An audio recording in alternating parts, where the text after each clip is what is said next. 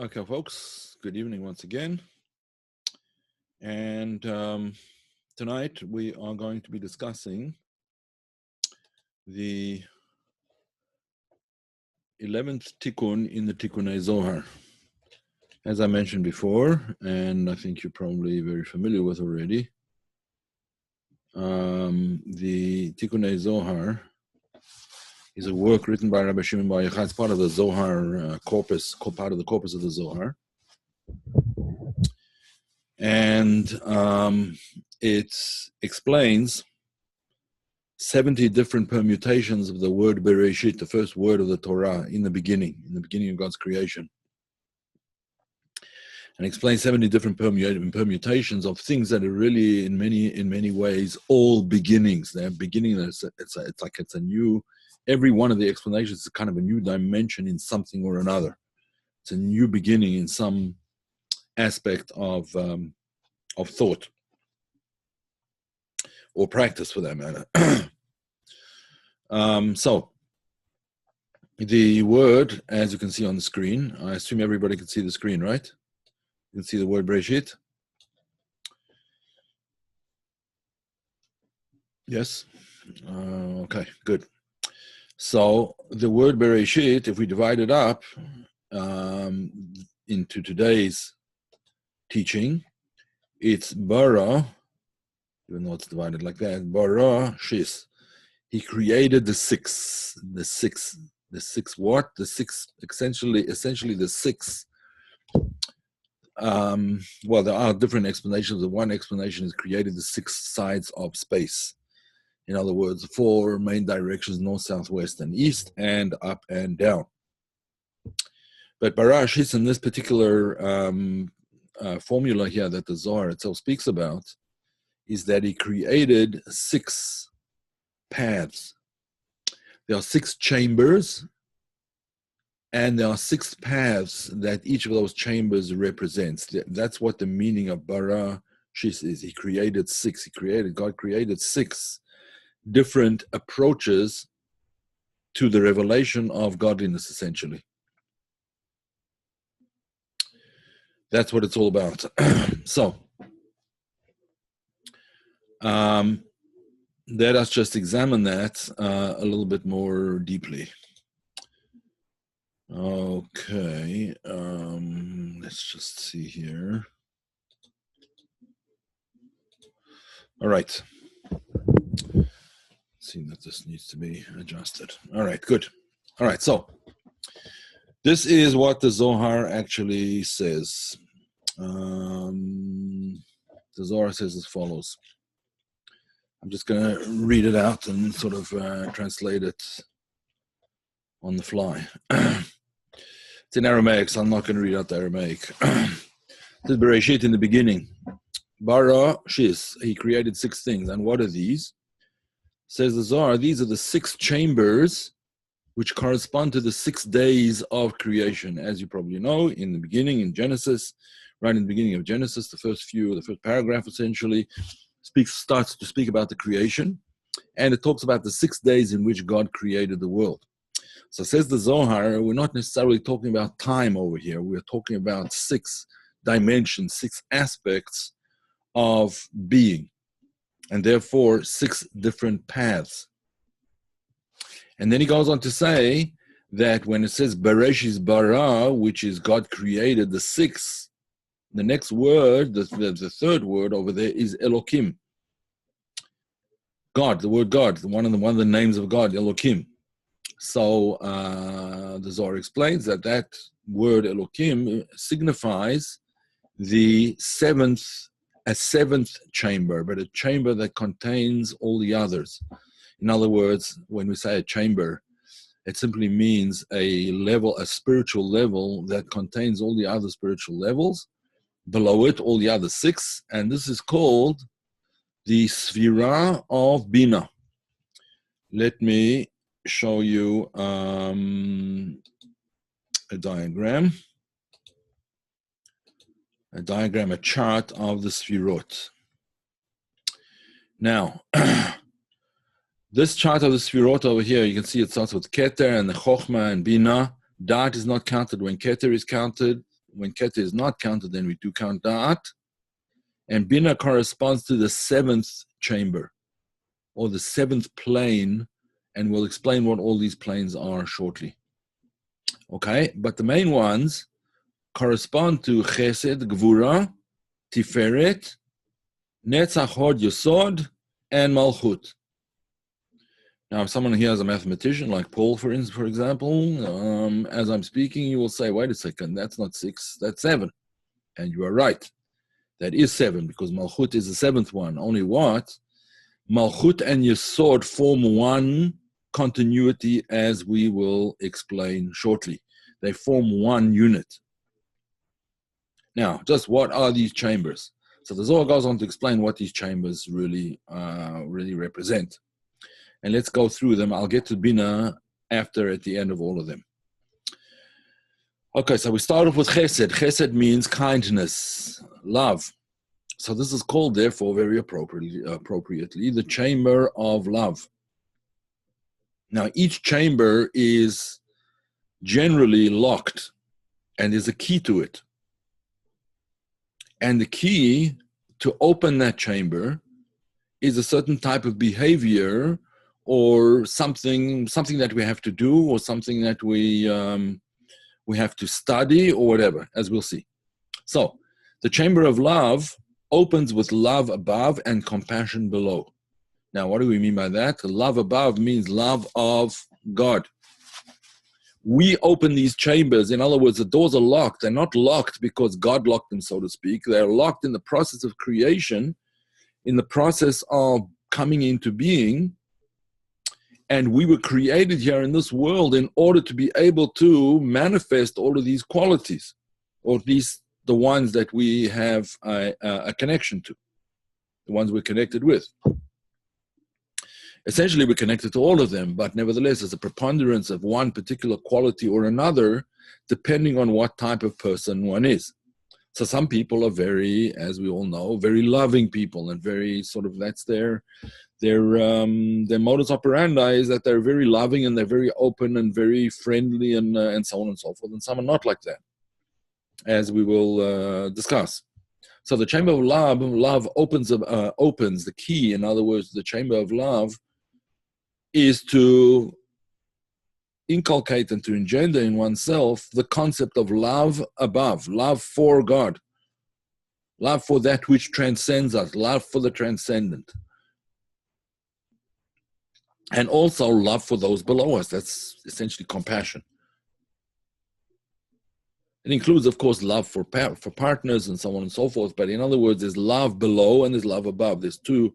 It's not just love for one's fellow man, extremely important, but insufficient. It has to be love of God as well. Love of God, extremely important, but insufficient. It has to be love of man as well. You have to have both things. So that's the chamber of love, and the key to it is to build up the love that we have in ourselves, love for God and love for our fellow creations. Perhaps we'll discuss shortly how this is brought about, what has to be done in order to gin up this love and bring it up to a higher level. In all of these things, the Baal Shem Tov, the famous Baal Shem Tov, Rabbi Israel Baal Shem Tov, the founder of the Hasidic movement, he explains that in all of these, there are essentially 3 levels. He explains it on the verses which describe the ark, not the ark which we're reading about now, but the ark, Noah's ark. And it says that there were 3 levels in the ark: the higher level, the middle level, and the lower level of the ark. So he explains that these correspond to 3 dimensions of being, which he calls olamot, neshamot, and elokut. Olamot means worlds, neshamot, souls, elokut, godliness. So there's worlds, there's souls, and there's godliness. Now, when we say souls, what do we mean? Well, the soul essentially is consciousness. It's consciousness. There's different levels of the soul. There's 5 different levels of the soul, but essentially the essence of the soul is God consciousness. The outer dimensions of the soul are awareness of what's going on in our physical bodies and in the world around us. But all of these dimensions over here, all of these qualities, all the chambers that we're speaking about really have 3 levels. So I don't want to make it too complicated, but just be aware that there's the outer level called the world level. In other words, the interaction with the world and the perception of limitations. And then there is the neshamot, the soul, the consciousness level. And then there's when even consciousness has been transcended, and there's only godliness. But there is essentially, in most cases, there's an interaction of these 3 things. Worlds, in other words, limited being, consciousness, or what would be called soul, and godliness. And all 3 of those are found within each of the sfirot. Okay, let's go on to the next one. We're just giving a sort of a general outline right now. The chamber of awe opens up with song, the chamber of a gevura. The key to the doors of gevura is through song. We discussed that actually a couple of weeks ago, the concept of song. And it's important in its importance in Jewish thought. If something that's very apropos right now in terms of the Torah readings every week, all over the world, people read the same sections from the Torah. Sometimes slightly different in Israel because they only have 1 day of the festivals are last 1 day in Israel.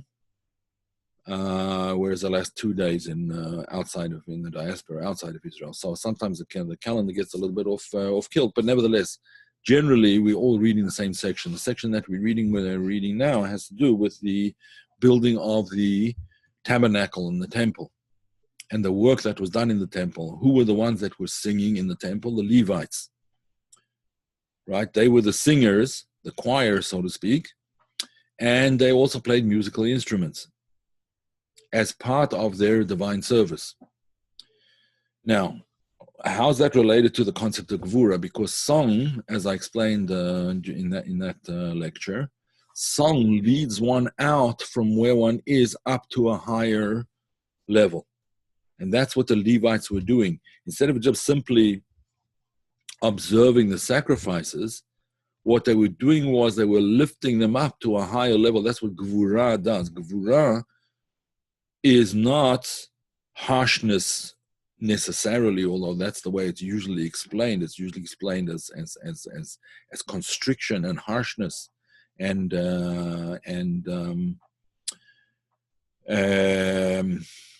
it's usually explained in that kind of negative sense. But it's not necessarily there are negative connotations, yes, but there's also a positive connotation. The positive connotation of gevura is the concept of awe, to have awe for something greater than oneself. And that's what song does, is it lifts you up into a higher state of consciousness. Anyone who's a musician would know this. I spoke about it a couple of weeks ago, maybe even last week, I don't remember. But this whole concept of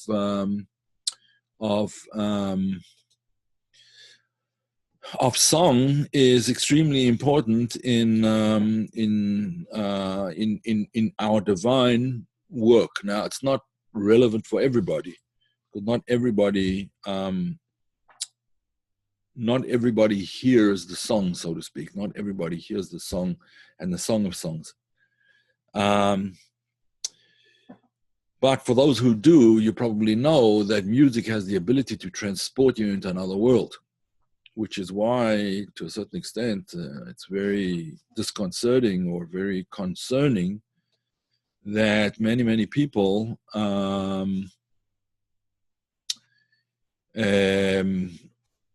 many youngsters today are driven, and maybe driven is the wrong word, but certainly influenced by very, very negative music. I don't want to say evil music, but some of the music it's really evil. Some of it, if you listen to the words, like some rap music, some, not all, but some rap music is really evil, violent music, violent culture behind it.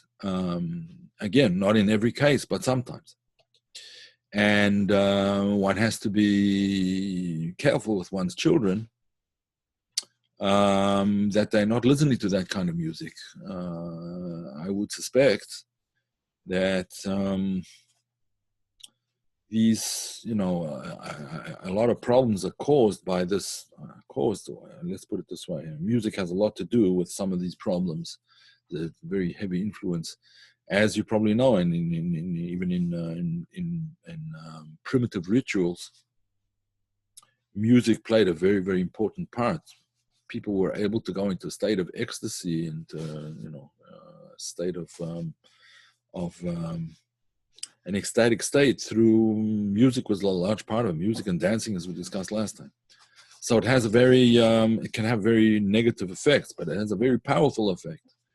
And that powerful effect can be used to lift the person up into a higher level of being, as we explained in a previous class.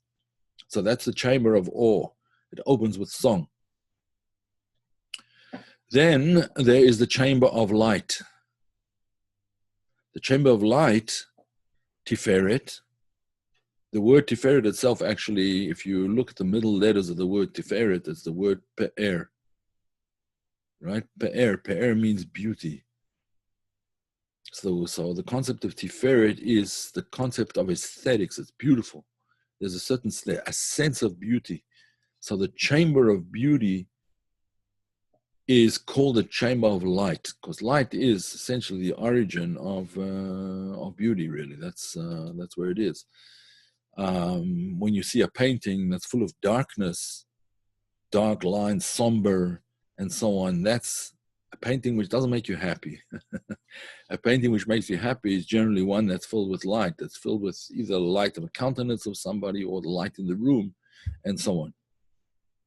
And how does that chamber open up? What's the key to that chamber? The key to that chamber is the inner light of the Torah. Also, in the Zohar explains that right in the beginning of creation, Bereshit bara Elokim, right in the beginning of creation, the first creation was the creation of light. God said there shall be light, and there was light. And we've pointed out in previous classes that it said, God said there shall be light, or there will be light. Usually it's translated, let there be light, but I don't like that translation. There shall be light. And there was light. So the Zohar points out that the light that God said, the light that shall be, is light that will be in the future, the light that shall be. There shall be light in the future. But that light was not the light in which was invested in creation. In fact, that light, the higher light, the light that shall be, the light that will be revealed in the future, that was concealed at the time of creation. Why was it concealed? So that there could be a limited finite world, because if infinite light was revealed, that infinite light would smash the finite dimensions of the world. So therefore it had to be concealed. And where was it concealed? It was concealed within the Torah. The Torah's inner light, that light, the light that shall be, was the light that will be revealed in the future. That's the light of truth, the light of ultimate revelation. That is what is sort of encoded in the Torah. And what we have to do when we study the Torah is unpack that light. That's essentially the light of the inner dimension of the Torah. In other words, the light essentially that is brought through Kabbalah. Kabbalah and Hasidic teachings. Hasidic teachings are merely the latest permutation of Kabbalistic teachings. Okay, so that chamber of light, the key to that chamber is to study the inner dimensions of the teachings. In other words, Kabbalah and Hasidic teachings. Right, let's continue. The chamber of humility. We're going to go back over these and explain a little bit more, don't worry.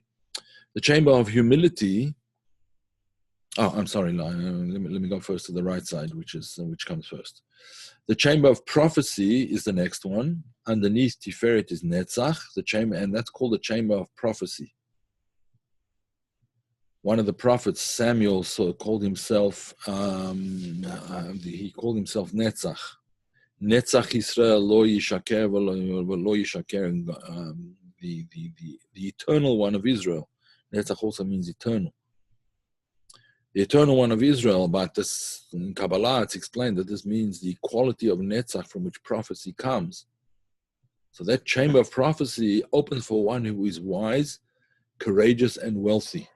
It doesn't mean wealthy necessarily in physical goods, but it means wealthy in understanding. That's how the Zohar explains it. One who is wealthy in understanding. The chamber of prophecy opens up for one who is wise, for one who is courageous, because the word netzach also means lenatzeach. Lenatzeach means to overcome, to be victorious. Sometimes translated in English as victory. To be victorious over what? To be victorious over our own limitations, our own inner uncertainty, our own inner small voice that's telling us that we can't and we shouldn't and we won't and it'll never work and so on and so forth. It's overcoming what is called in classic Jewish terminology the Yetzer Hara, the inclination to do evil things. Inclination to evil things. Not that the inclination itself is evil, it's the inclination to do evil, to participate in evil, to do the wrong thing. In any event, that's the chamber of prophecy, and that opens up only for those who are wise, courageous, and wealthy in understanding. Now that's not an easy path to acquire. Let's continue. We'll see further. Hod is the chamber of humility, and that opens for one who wraps themselves in the commandments. In other words, one who takes upon himself the himself or herself. They take upon themselves the idea of the yoke of heaven. In other words, that a person has to be circumspect. He can't just let go and do whatever it is that he wants in the world. A person has to think before they do something. They have to think before they say something. And one of the ways of doing this is to take upon oneself the commandments that attach one to God. These are the commandments that are revealed in the Torah. 613 commandments for Jews, and 6 commandments for non-Jews. 6 commandments with 6 main commandments and then many subsections of those as well. So there's more than 6 in fact, but 6 in a general sense. Okay, so that's the chamber of humility. Then there's the last 2 chambers are called the chambers of Yesod and Malchut.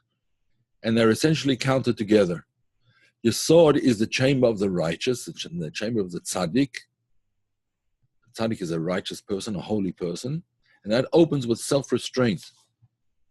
Because Yesod in the body is connected with the sexual organ, male or female. There's a male sexual and female sexual organ, and both of those have to be, to a certain extent, restrained. Now, what does that mean? One should become celibate? No. It doesn't mean to become celibate is a transgression of the first mitzvah in the Torah, the first commandment, to be fruitful and multiply. So it doesn't mean celibacy. It just means restraint with the right person in the right time and so on and so forth. Part of restraint, for example, would be not having sexual relations with, in a casual sense, only with someone whom you're married to. And only with someone who you're married to and not someone who you're not married to. It could encompass a lot more than that. Flirting, it could encompass various kinds of things.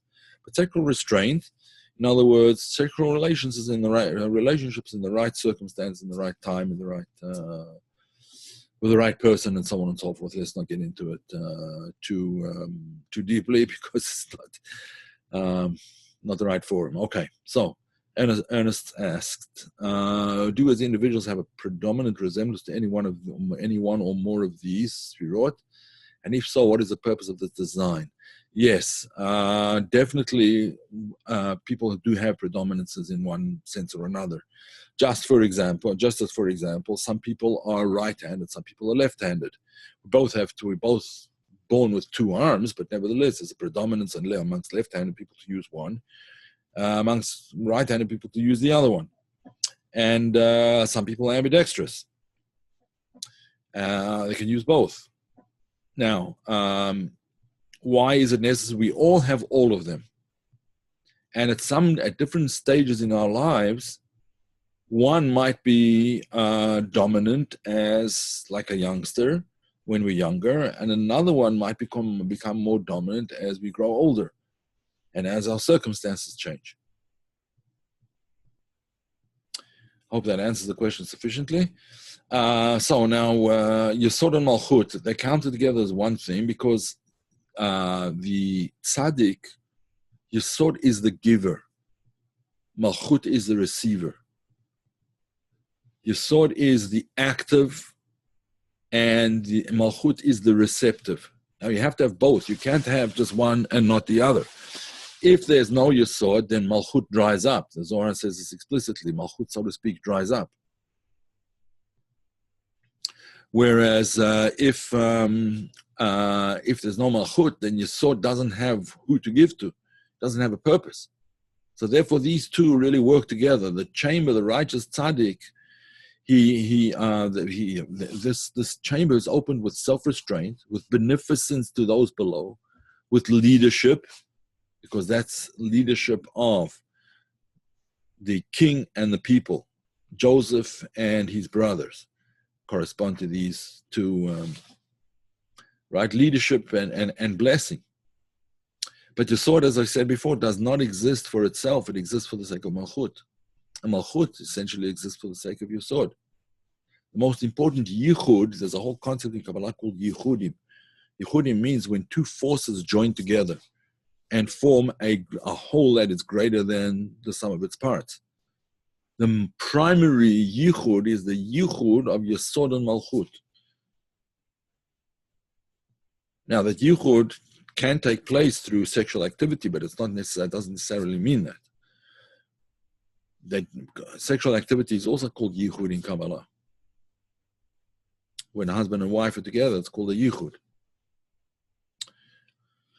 But it also means the yichud of the transmitter and the recipient, the yichud of the teacher and the student, the yichud of the parent and the child, the yichud of the king and the people, the yichud of the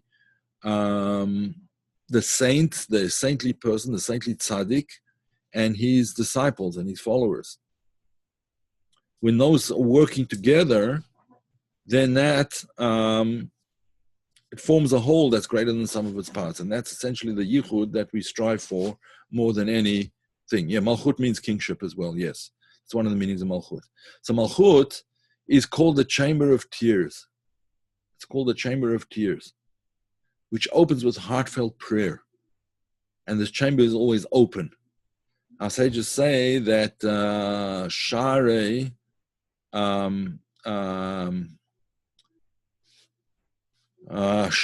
Dima Lonin Alu, that the gates of tears are never closed.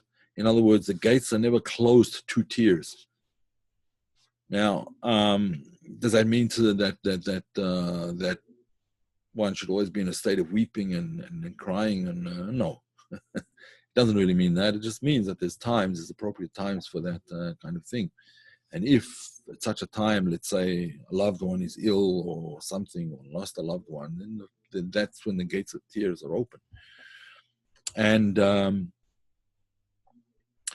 the amazing thing is that this gate of tears, or this chamber, which is opened up through sincere prayer and through sincere, heartfelt tears, that leads right to the seventh chamber, which is not one of the 6 that were discussed and made in creation. This is a chamber which is on a higher level. It's called the Holy of Holies, corresponding to Bina, as I mentioned before.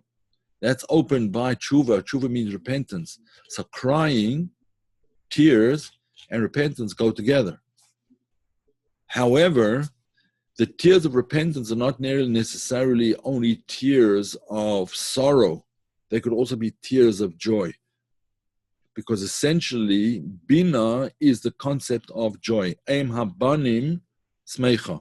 The mother of children is in a state of joy. She's happy. Right? The mother of children is happy. She's happy to see her children, all of the other sfirot below, succeeding.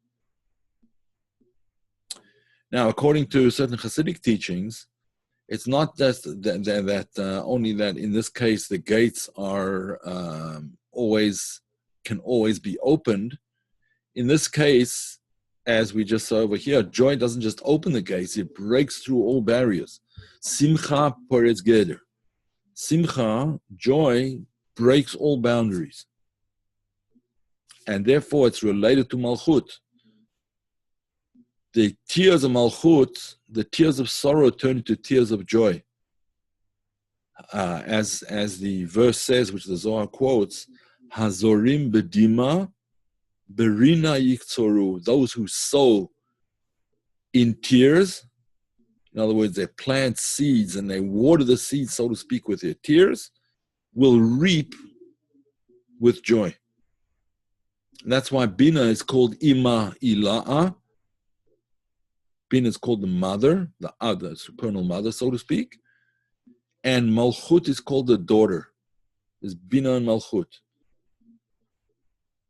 Malchut is sometimes called Ima Tata'a, the lower mother. In other words, the feminine principle has 2 states. There's the higher state and the lower state. The truth is that the lower state, Malchut, although it is called lower, it actually has a connection to Keter, which none of the other Sfirot actually have. Na'ut tchilatan b'sofan, the beginning is wedged in the end, and the end is wedged in the beginning. Na'ut tchilatan b'sofan b'tchilatan, from Sefer Yetzirah. That's what it states. The beginning is wedged in the end, and the end in the beginning. They're related to each other.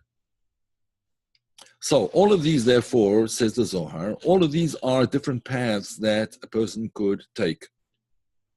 There's the path of repentance and joy. There's the path of compassion and love. There's the path of song and uplifting oneself. There's the path of Torah study, and particularly the inner dimensions of the Torah. There's the path of prophecy, that not everyone is capable of achieving. And then there's the path of Hod, the path of humility, or the path of Hoda'ah. The word Hoda'ah, Hod is related to the word Hoda'ah, which means acknowledgement.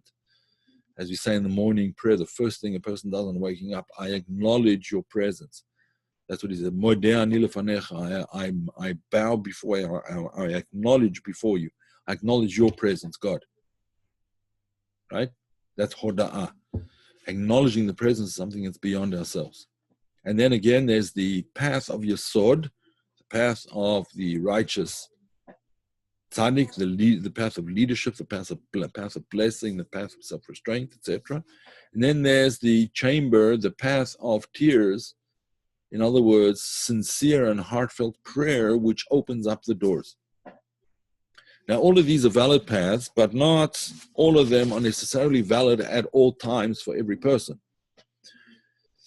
As we all know, it can happen that a person reaches a stage in life where there's maybe a lot of tragedy going on. There's difficulties in his life. There's difficult things going on. And so therefore, perhaps the chamber of tears is, the path of tears might be the right way for that person to go. There's a time in one's life when one has to focus on overcoming one's own limitations.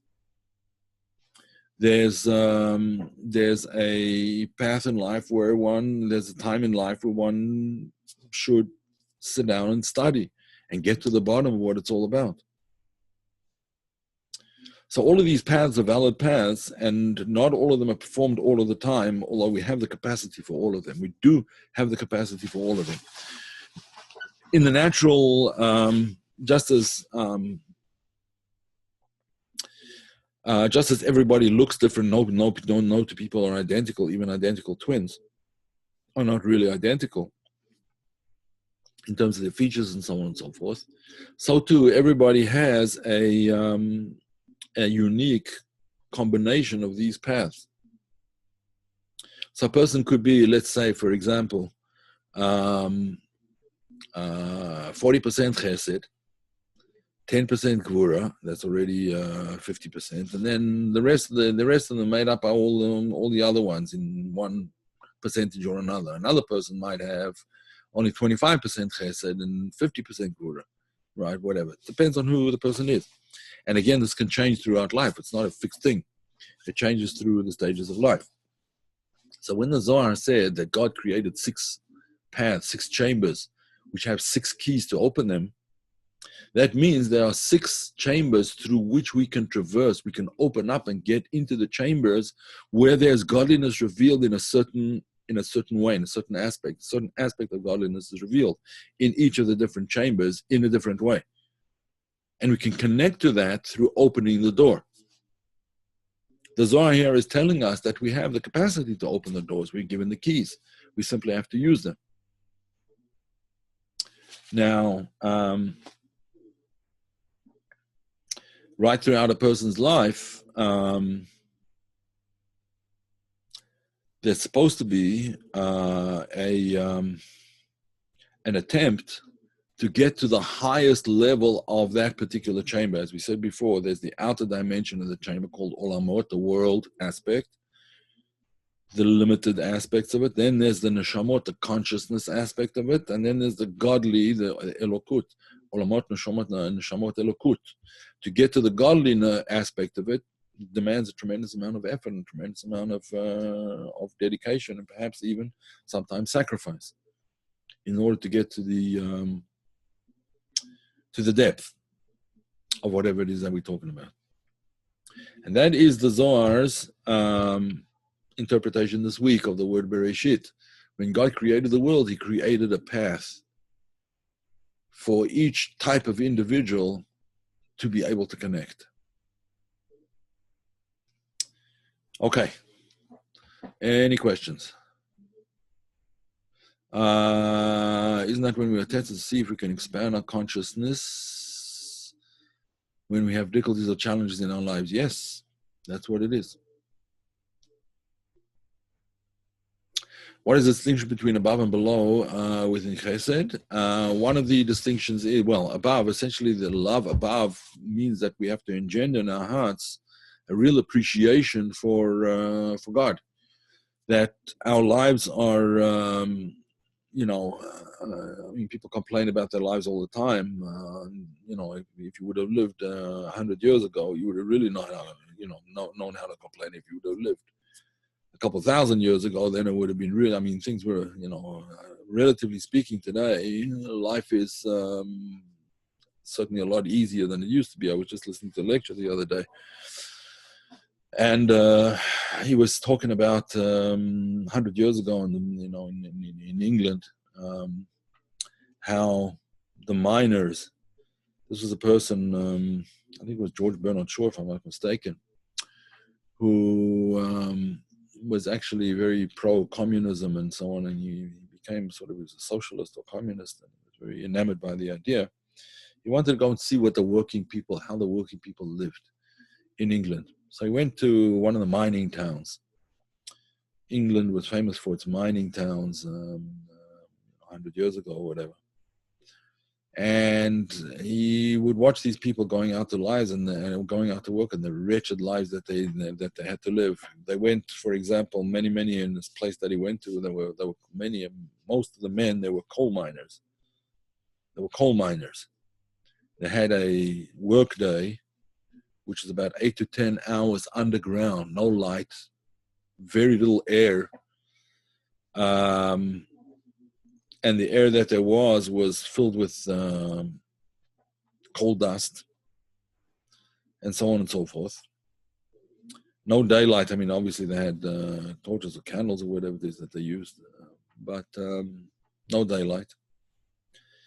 And they spent 8 to 10 hours a day picking at the walls of to get coal out of the walls of whatever. And that was only once they were at work, but they had to get to work. How did they get to work? Through a tunnel. Right, the tunnels became further and further away from the original shaft that was coming down, the mine shaft, and they would go like further and further into the earth underneath to get to the veins of coal. They had to walk sometimes 2 miles down these tunnels, but you couldn't walk upright because the tunnels were very narrow and very low. So you had to walk like doubled over. And then when you were finished that a long, hard day of work, you had to walk back. Same 2 miles.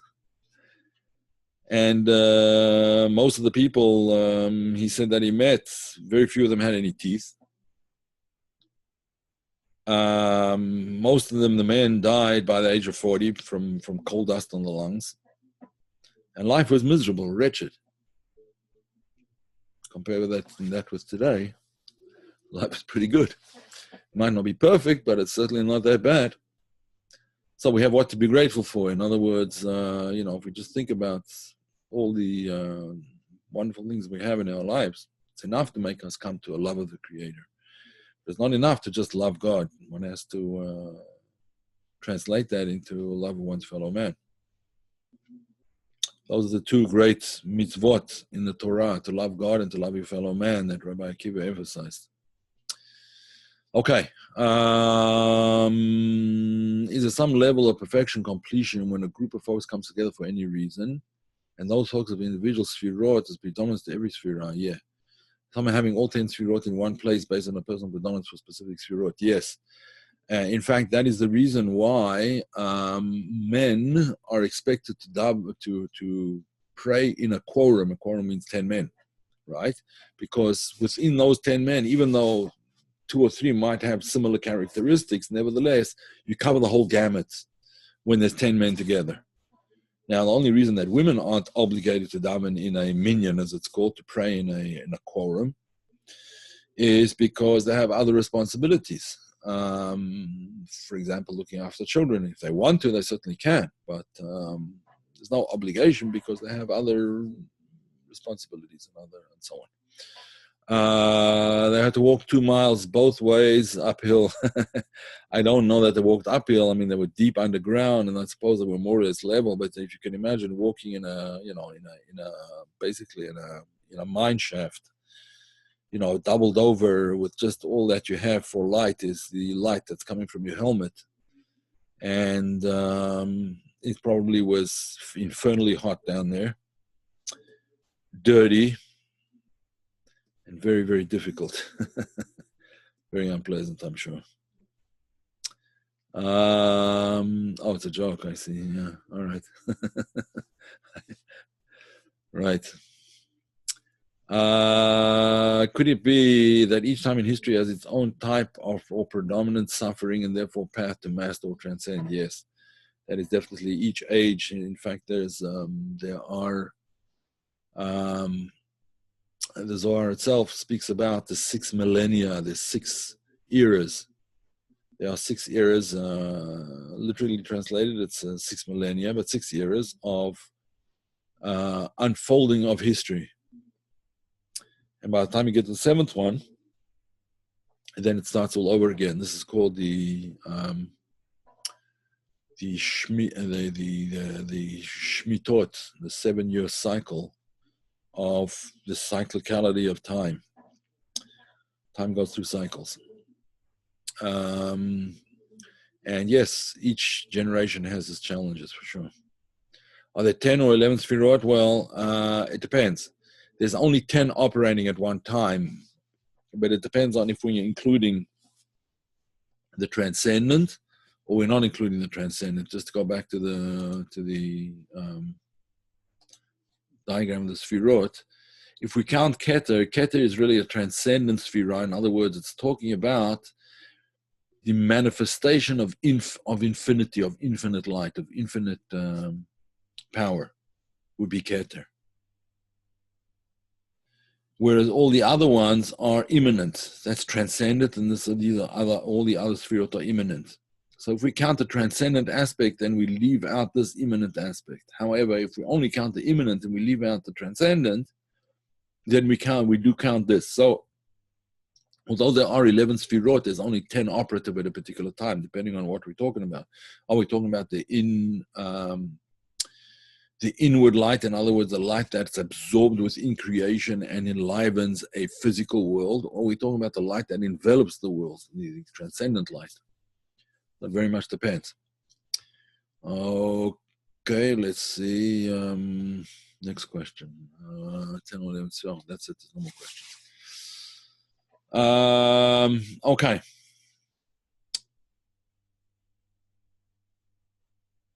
Any other questions to Malchut does become Keter yet? Yes. Malchut of the lower world becomes Keter of the next world down. Sorry. Malchut of the higher world becomes the Keter of the lower world. That's correct. That can mean knowledge. It also means, that can mean knowledge. That also means to consciously connect. The first time we find the word da'at used as a verb in the Torah, there's the Eitz HaDa'at, the tree of knowledge of good and evil.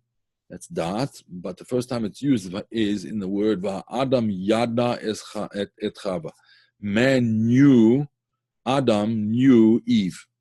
What do you mean he knew him? He knew her. They knew each other intimately. Right? So that's an intimate connection is what da'at represents, the idea of intimate connection. There it's talking about the intimate connection was a sexual connection. But it also means an intimate connection in terms of a meeting of minds, not just a meeting of reproductive organs.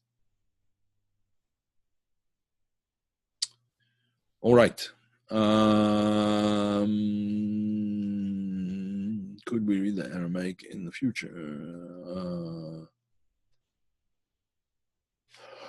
You mean in my future classes? Could I read the Aramaic? Yeah, it could be. It's supposed to be a Tikun with its sound. I don't know.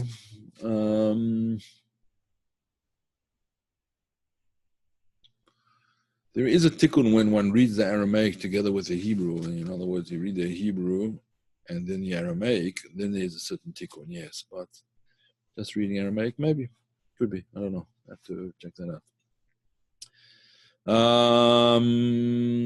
Is there an immanent part to the transcendent, also a transcendent part to the immanent? Yeah, they do work together, yes. Would be knowing within, yeah. It would be. Okay, folks, we'll leave it at that for tonight. There will not be a class next week. No class next week. I'm going to be out of town. So no class next week. The week after that, I hope, yes. I will be in touch. All righty. Have a good one. All the best.